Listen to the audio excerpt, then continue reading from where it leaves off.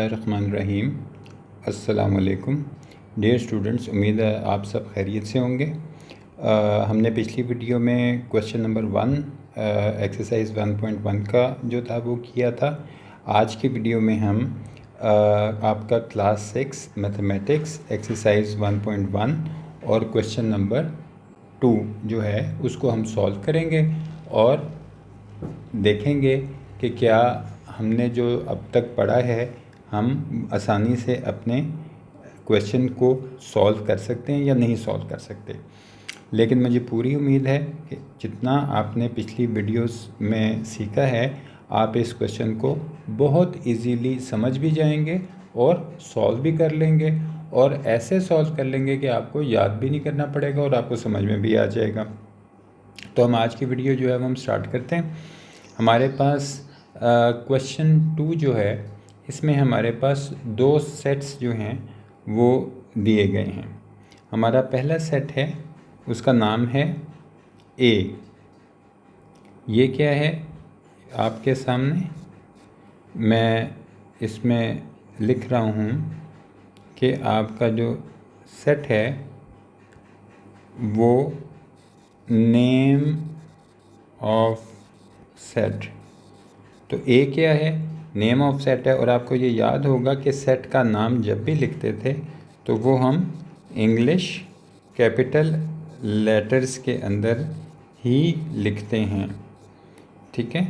तो इसका ये मतलब हुआ कि हमारा एक सेट जो है उसके अंदर एलिमेंट्स हैं ए, ई, आई, ओ, यू, ठीक है। और दूसरा हमारा जो सेट है वो सेट बी, ठीक है। और इसके अंदर हमारे पास लेटर्स हैं ए, बी, सी, और फिर आपको 3 डॉट्स 4 डॉट्स नज़र आ रहे हैं, ठीक है। और उसके बाद आपको जी या जेड लिखा हुआ नज़र आ रहा है, ठीक है।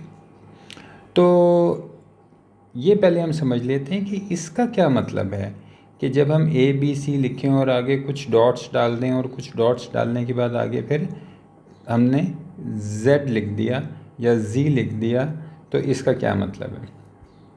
क्या इसका ये मतलब है कि इसमें 4 एलिमेंट्स हैं, ठीक है। जैसे ये 1 एलिमेंट है, ये 2 है, ये 3 है, ये 4 है, तो क्या हम ये कहेंगे कि इसमें 4 एलिमेंट्स हैं, ठीक है। नहीं, ये हम नहीं कहेंगे कि इसमें 4 एलिमेंट्स हैं, क्योंकि जब कोई सेट आपके सामने इस तरह लिखा हो तो इसका ये मतलब है कि ये ए से लेके बी, सी और फिर जेड तक जितने भी अल्फ़ाबेट्स हैं वो इस सेट के अंदर शामिल हैं। तो आप इस बी सेट को सिर्फ अपना वक्त बचाने के लिए ऐसे भी लिख सकते हैं, और अगर ये सेट आपके सामने इस तरह लिखा हो कि F, ji, H, I, J, K, L, M, N, O, P, Q, R, S, T, U, V, W, X, Y, G, या ऐसे लिखा हो, तो अब आप अपना सेट, ये वाला सेट आप देखें जो मैंने सर्कल किया है, और ये वाला सेट, ये दोनों सेट एक ही हैं। यहाँ पे हमने आई एम सॉरी, यहाँ पर हमने जो चीज़ की है वो आपकी बुक में जिस तरह लिखा हुआ है, तो ये असल में हमने इसकी एक लिखने की हमने शॉर्ट फॉर्म लिख दी है, ठीक है, शॉर्ट फॉर्म, ठीक है। शॉर्ट मतलब छोटा, ठीक है, और फॉर्म इसका क्या मतलब है, हालत। तो हम कहते हैं कि ये हमने एक छोटी हालत के अंदर एक अपना सेट लिख दिया है, ताकि जैसे आपका टाइम सेव हो जाए, ठीक है। तो आप अपना टाइम सेव कर लेते हैं और सेट को इस तरह भी लिख सकते हैं। तो ये मैं आपको पहले इसलिए क्लियर करना चाहता था ताकि आगे जब हम अपने क्वेश्चन करेंगे तो आपको ये पता चलता रहे कि हमारे इस सेट के एलिमेंट्स कौन से हैं। तो वो बहरहाल मैंने आपकी आसानी के लिए यहाँ नीचे लिख भी दिए हैं। तो आपके सामने अब दो सेट हैं, एक ए सेट ए है जिसमें ए ई आई ओ यू।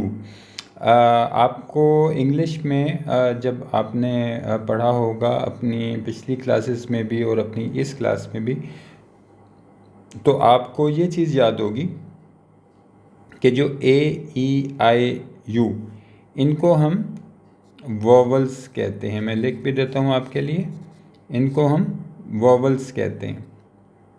तो बहरहाल एक सेट हमारा है सेट ए जिसमें हमारे एलिमेंट्स हैं ए ई आई ओ यू, और दूसरा हमारा है सेट बी जिसमें ए से लेके जेड तक तमाम अल्फ़ाबेट्स जो हैं वो इस सेट बी के एलिमेंट्स हैं।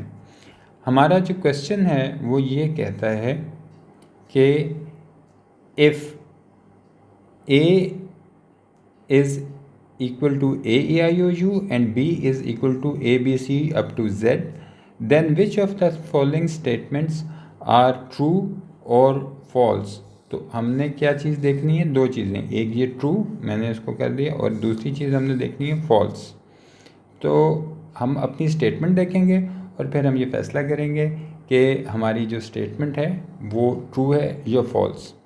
आपको याद होगा कि हमने पिछली वीडियोस के अंदर हमने एक सिंबल देखा था ऐसा। अगर तो आपने पिछली वीडियोस देखी हुई हैं तो आपको मालूम हो गया होगा, और अगर आपने पिछली वीडियोस नहीं देखी तो आप उनको देख सकते हैं। हम ये सिंबल इस्तेमाल कर देते और इसका क्या मतलब होता था, इस सिंबल का मतलब होता था इज एलिमेंट ऑफ, ठीक है। और यही सिंबल आपने देखा होगा पिछली वीडियोस में कि हम ऐसे इसको एक ऑब्लिक लाइन लगा के इसको क्रॉस कर देते थे, ये भी एक सिंबल होता था। और इस सिंबल का क्या मतलब होता था कि इज़ नॉट एलिमेंट ऑफ, ठीक है। तो ये आपको पिछले लेक्चर्स में और पिछली वीडियोस के अंदर आपने सीखा होगा कि ये सिंबल जो है, अगर ये सिंबल इस तरह का हो तो उसका मतलब होता है कि इज़ एलिमेंट ऑफ, और अगर ये इस तरह का हो तो इसका मतलब क्या होता है कि इज़ नॉट एलिमेंट ऑफ। तो हमने अपने कुछ स्टेटमेंट्स जो हैं वो अब हम वन बाय वन करके नीचे लिखेंगे और ये देखेंगे कि क्या ये हमारी स्टेटमेंट ट्रू है या हमारी स्टेटमेंट फॉल्स है। तो यहाँ पर हम अपना पार्ट 1 जो है वो पहले सॉल्व करते हैं और चेक करते हैं। हमारी स्टेटमेंट, हमारा एक सेट है सेट ए जिसमें हमारे पास ए ई आई ओ यू ये हमारे एलिमेंट्स हैं। ये हमारा सेट बी है और इसमें हमारे पास ए बी सी से लेके और जेड तक तमाम अल्फ़ाबेट्स लेटर्स जो हैं वो इसके एलिमेंट्स हैं। हमारा पार्ट 1 का जो क्वेश्चन है वो है A is element of set A. I am sorry, आज थोड़ा सा मेरा गला ख़राब है। तो हमने ये पहली अपनी स्टेटमेंट लिखी और हमने ये देखना है कि क्या ये ट्रू है या ये फॉल्स है। अब इसके अंदर आपको याद होगा कि हमें ये चेक करना है कि हम पहले क्या देखेंगे कि हमारा सेट ए कौन सा। ये हमारा सेट ए लिखा हुआ है जिसके ऊपर मैंने ये टिक का निशान लगाया आपके सामने, और इसके अंदर ये एक एलिमेंट पड़ा हुआ है जिसका नाम ए है। तो हमारी ये स्टेटमेंट जो है वो ट्रू हो जाएगी क्योंकि सेट ए में ये लोअर केस में, या जो उसको आप जिस तरह आप इसको लोअर केस भी कहते हैं और इसको जैसे उर्दू में आप छोटा ए भी कहते हैं, तो ये जो ए है ये इस सेट ए का एलिमेंट है। वो हमने ऊपर चेक किया मौजूद है, तो हमारी ये स्टेटमेंट हमारी ट्रू हो जाएगी, ठीक है। अच्छा, ये हमें पता चल गया। अब हम अपनी अगली जो है स्टेटमेंट वो चेक करते हैं कि वो सही है या नहीं है।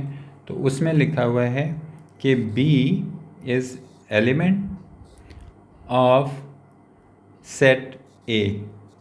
हमने जाके ऊपर चेक किया कि क्या सेट ए के अंदर बी मौजूद है, तो हमने देखा कि इसमें तो कहीं मौजूद नहीं है, इसमें तो AEIOU लिखे हुए हैं, बी तो इसमें है नहीं। तो इसका मतलब है कि ये स्टेटमेंट हमारी फॉल्स हो गई आपके सामने। ठीक है, ये अगली स्टेटमेंट थी। उससे हमारे अगली स्टेटमेंट है जिसमें लिखा हुआ है कि डी